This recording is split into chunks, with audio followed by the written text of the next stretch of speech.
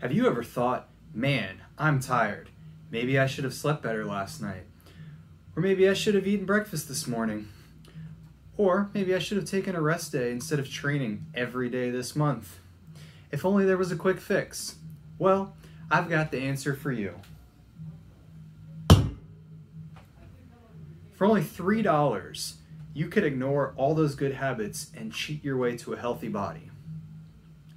Or can you? On today's episode, we're going to discuss the risks and benefits of energy drinks and decide if you should use them. This is Coach's Corner. So this topic is a personal interest of mine, as I have to admit, I do drink the occasional energy drink. Energy drink use is also rampant within the military and strength and conditioning communities. It's been reported that nearly half of deployed military consume one energy drink on a daily basis, with 14% reporting drinking 3 or more a day, which is crazy.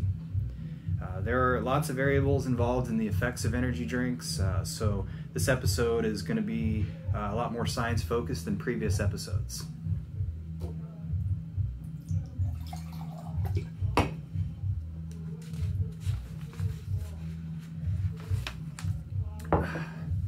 This review will also pertain to energy drinks specifically, not all pre-workout supplements. Even with energy drinks, there's a wide variety of ingredients and little regulation. So right now we're going to go over the list of all the common ingredients.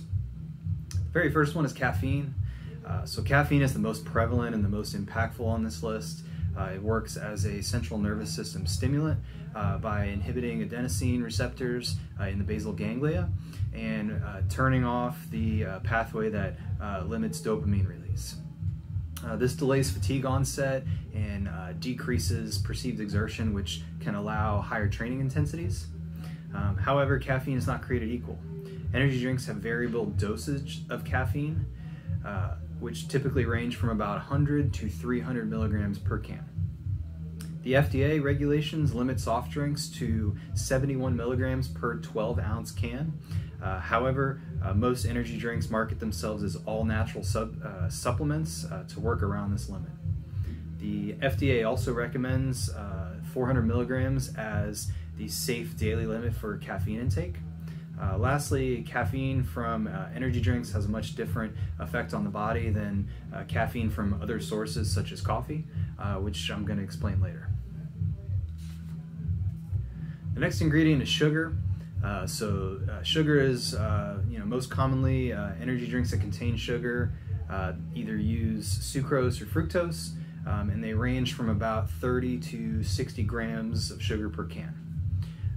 Most performance energy drinks, such as those like Bang or Reign, they don't contain sugar and instead use artificial sweeteners, which I'm not going to discuss today.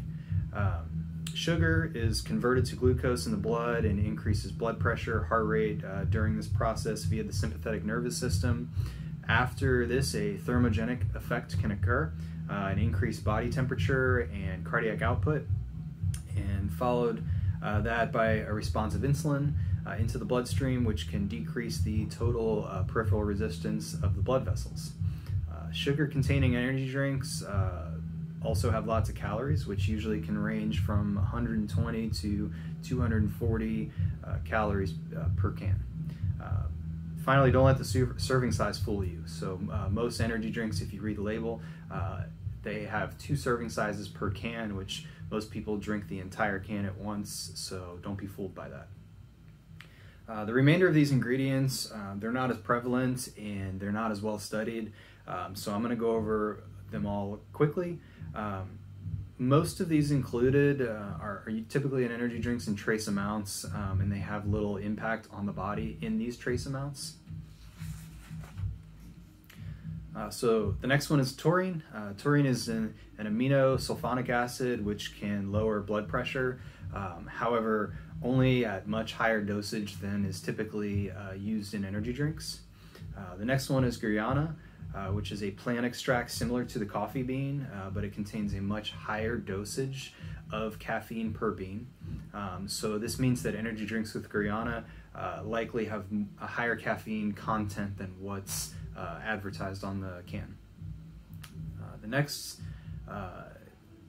one is ginseng, which is an herbal supplement claiming to increase energy, but there's no definitive evidence for this.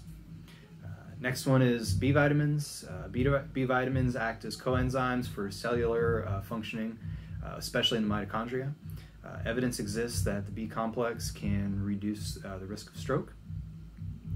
Next one is L-carnitine, which is an amino acid involved in the oxidation of fatty acids. However, it's unlikely to be significant at the dosages found in energy drinks. The next one is creatine.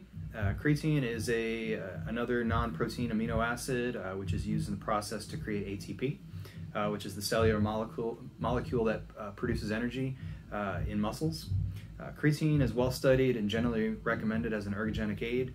However, it's only found in the Bang energy drinks right now, and even in that, it's in trace amounts. No one really knows how much creatine is in a Bang energy drink, so it's likely not as impactful as it's advertised to be.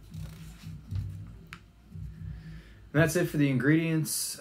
Next, we're going to kind of get into the safety or the risks associated with energy drinks.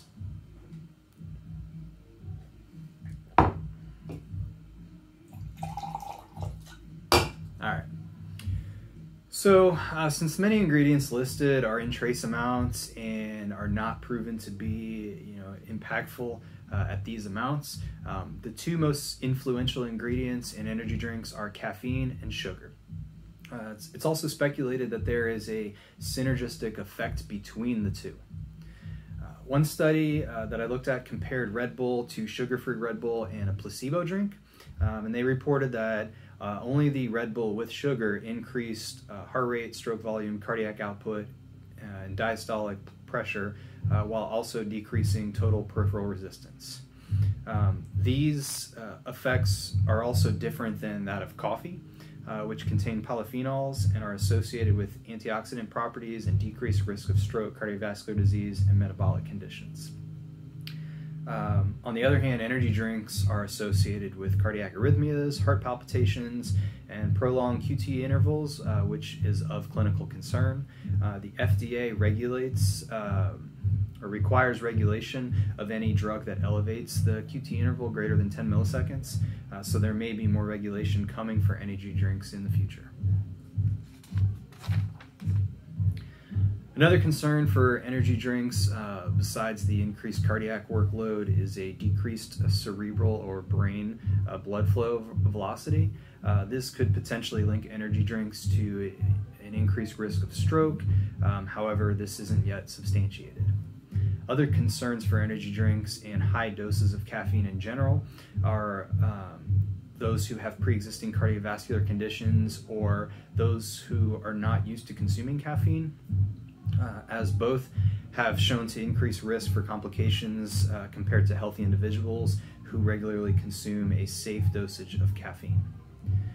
Finally is the topic of chronic energy drink usage and overdose, which is defined as 3 or more cans per day, and that's reported with higher amounts of emergency room visits. For the performance aspect of energy drinks, this really isn't well studied specifically to just energy drinks. There's more research on pre-workout supplements and the individual ingredients in energy drinks like caffeine. Due to the variability of the ingredients, it's difficult to make recommendations of energy drinks as a whole. One study in particular that I read looked at the Celsius energy drink, which has 200 milligrams of caffeine, no sugar, has guarana, taurine, and B complex.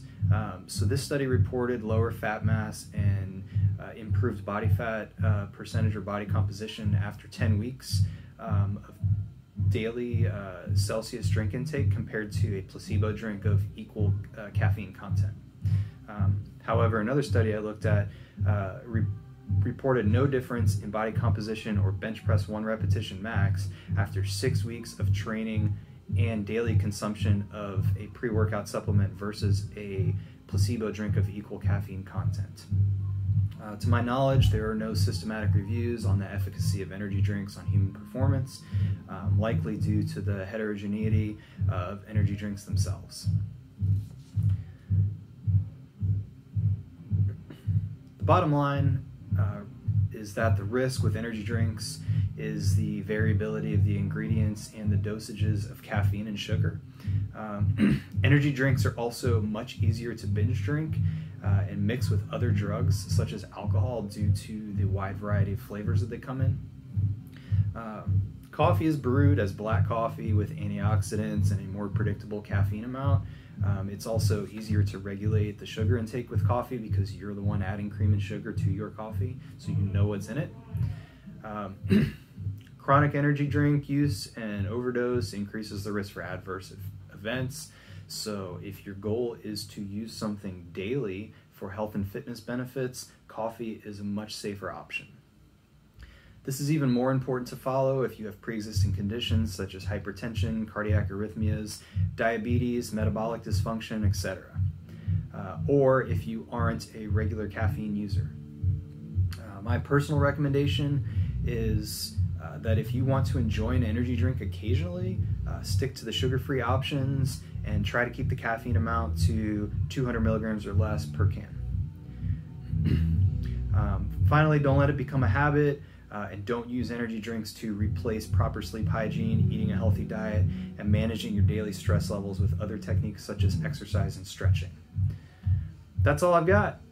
Hopefully you learned something, and let me know in the comments what you guys think about energy drinks. I'll see you on the next episode of Coach's Corner.